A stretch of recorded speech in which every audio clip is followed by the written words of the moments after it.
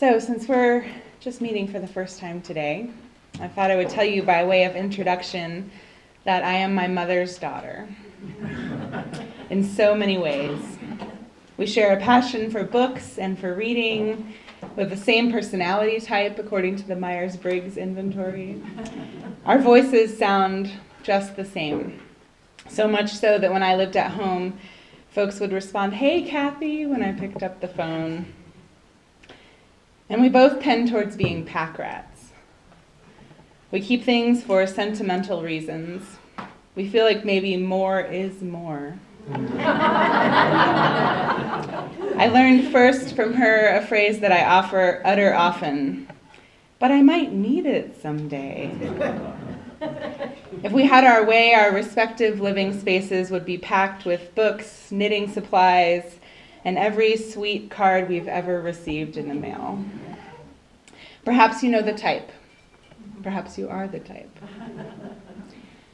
When Maura told me that this month's theme here at Two Rivers would be renewal, I immediately thought about spring and the powerful and beautiful renewal that is happening all around us.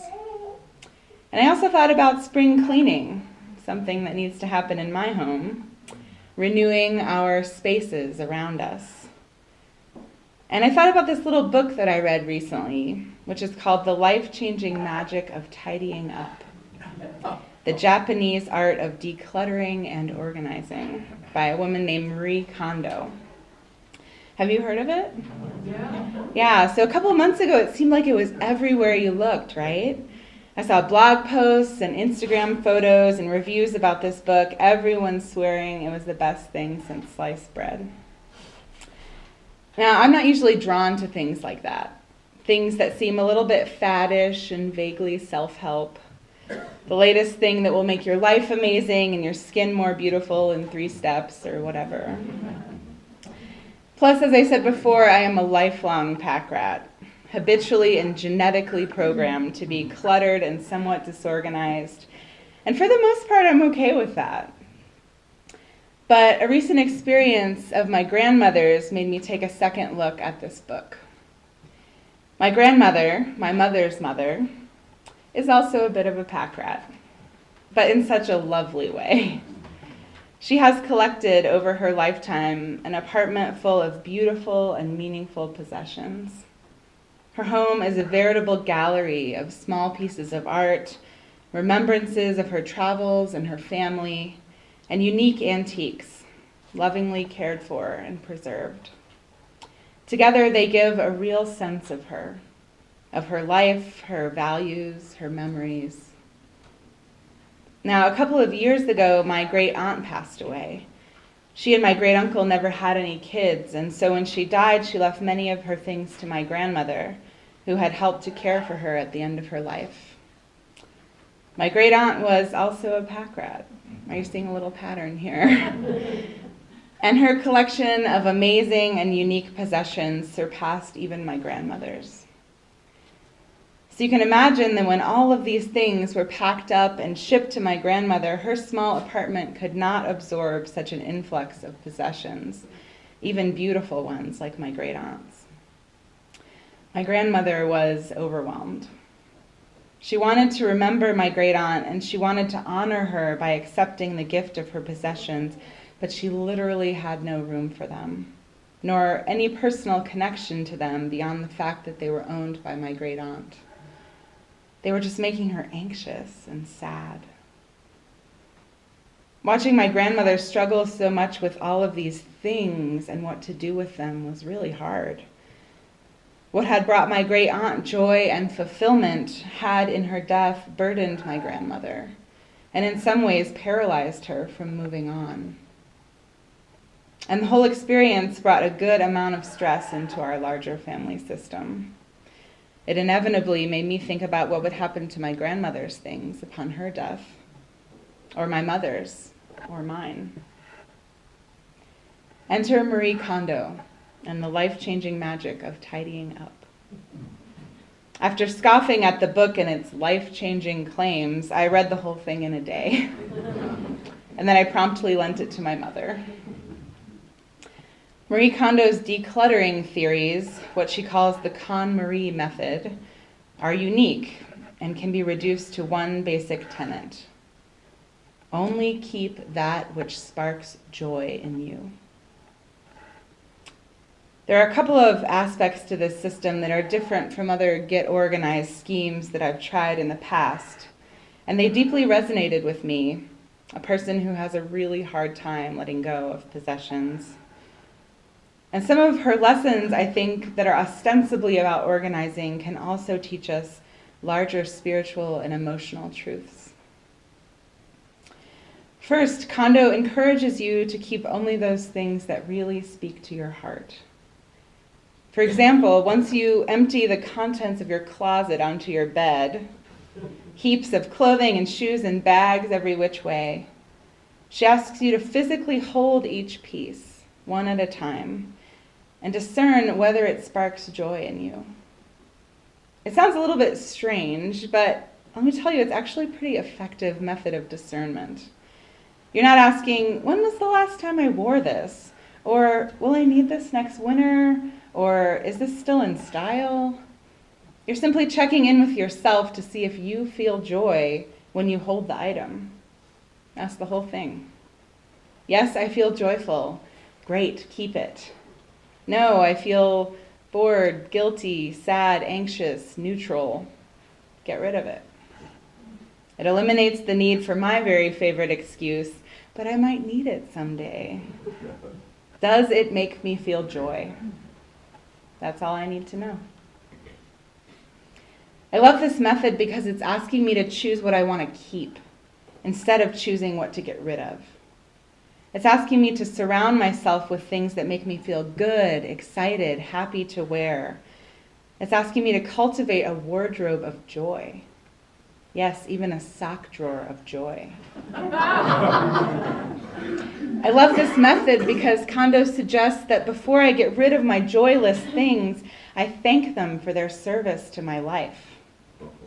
You might wonder if that's really necessary, but for me, it makes a difference. Somehow it allows me to let go of things that I'd held on to for any number of reasons.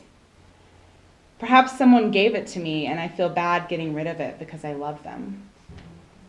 Or I bought it in a time of my life that I look back on with great fondness. Or I got it because I thought I needed it and then I didn't. It makes a difference to me to thank that object for fulfilling a purpose in my life even as I let it go. The gift I received from a loved one has served its purpose in the joy of giving and the joy of receiving. And now that purpose is done and I can thank it and get rid of it. The kitchen utensil I thought I was going to use every day for sure and never did has served its purpose, teaching me that I don't have need for such a thing and that I likely don't need the next fancy gadget either. And I can thank it and let it go. This method has also taught me that when I hang on to things that no longer bring me joy, I'm depriving others the joy of owning them. In my cries of, but I might need it someday, I'm saying that my potential future joy, which is hypothetical and maybe unlikely, is more important than someone else's current joy.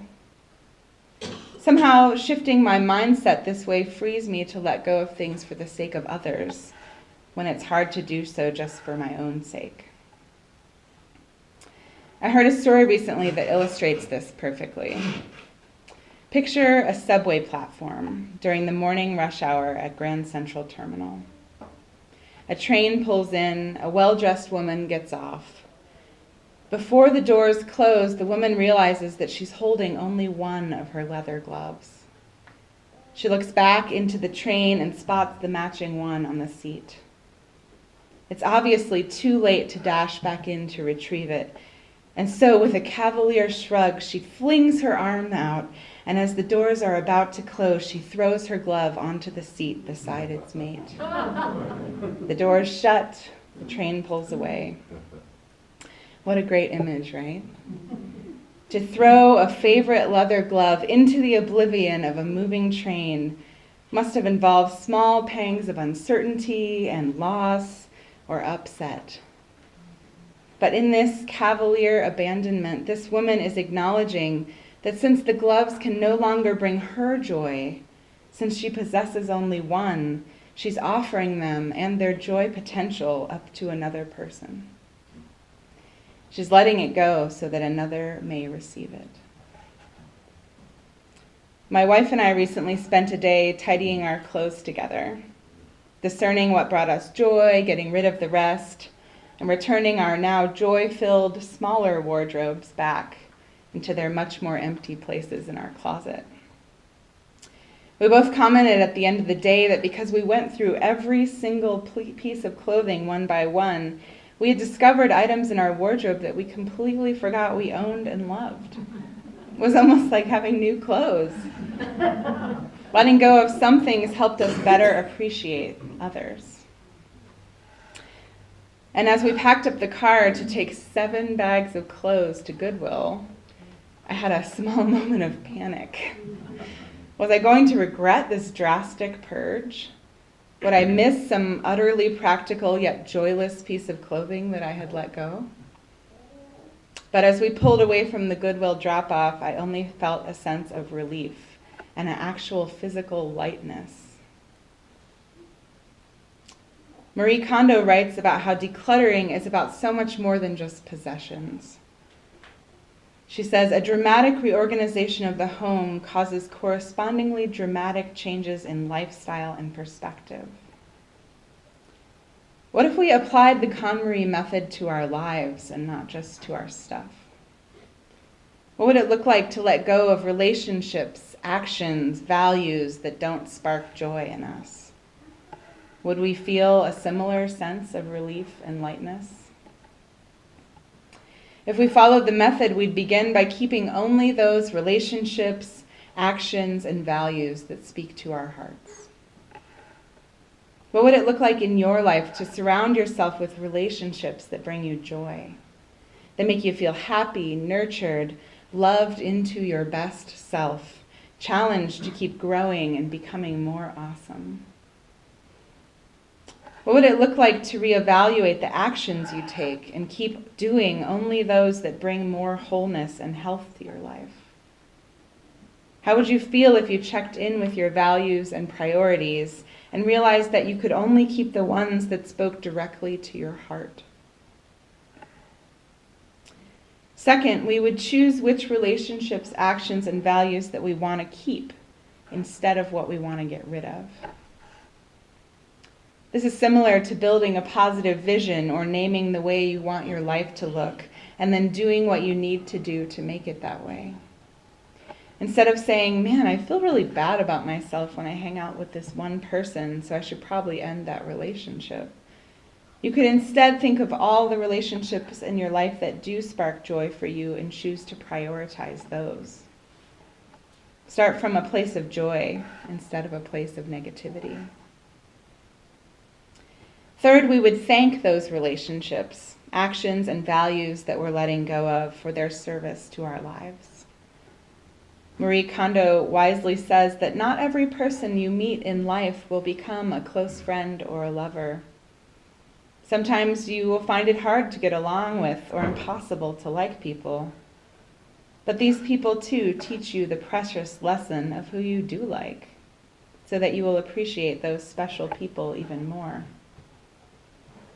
So we thank those relationships, actions, and values that we let go of because they have inevitably taught us something, brought us something, or been a key part of our past in some way. So we offer gratitude for that.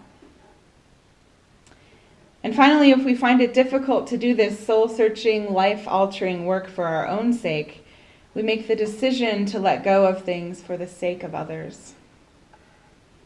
Imagine how it will enrich the lives of those around you if you have more time to cultivate positive, joy-giving relationships, more energy to do actions that bring wholeness, and are living a life guided only by values that are intentionally and carefully chosen. Do it for your partner, your parents, your kids, your best friend. Heck, do it for your grocery store clerk, your postal person, or your coworkers. All of the people around you will benefit from interacting with a person more in touch with those things that are joy-filled, wholeness-producing, and life-giving. A person less weighed down by all the things that do not speak to your heart. Less guilt and shame, fewer toxic relationships, fewer self-defeating actions, less anxiety and fear, more room in your heart and mind. This kind of deep discernment can be really tough. As with the letting go of possessions, letting go of relationships, actions, or values that do not speak to your heart can be a painful process of self-reflection. Why did I stay in that toxic relationship so long? What was it in me that allowed me to engage in that destructive behavior? How did I become so disconnected from my core values? It can be easy to get stuck and hard to trust yourself in the process. However, Marie Kondo insists that you believe what your heart tells you. When you go back to that core practice, does this spark joy? If you act on that intuition, she says, you'll be amazed at how things will begin to connect in your life and at the dramatic changes that will follow. You see, it's a book about cleaning your room, but it's really so much more. Once you start thinking about tidying up beyond your home, tidying up your life, you might imagine the other amazing possibilities. Which relationships on social media bring me joy, and which feel more like guilt, annoyance, or obligation? Which of my hobbies speak to my heart, and which am I ready to move on from? Does my work bring me joy? How can I cultivate the parts of it that I love the most? As Unitarian Universalists, can we imagine applying the KonMari method to our religious lives? Which of your spiritual practices, guiding principles, and beliefs bring you a deep connection to joy, wholeness, and love? What beliefs, religious baggage, or spiritual clutter are you hanging on to long after they've served their purpose? If you were to tidy up your spiritual house, what would you choose to keep? And what would you thank, pack up, and let go of? Tidying up your closet, your house, your life is about so much more than getting rid of things. It's about living a life filled intentionally with joy. It's about clearing our bookcases, our minds, and our hearts of the clutter that gets in the way of us appreciating what we already have. It's about thanking the things, experiences, and feelings that we no longer need to hold on to and letting go. What are you ready to let go of? A pair of socks? A long-held prejudice? A paralyzing fear? Start today. Start by asking yourself the most important question: does this spark joy? Even for a lifelong legacy pack rat like me, it's liberating to think this way. Perhaps it will be for you too. In my brief experience, it's a wonderful, slippery slope from decluttering your sock drawer to engaging in a deep spring cleaning of your spirit.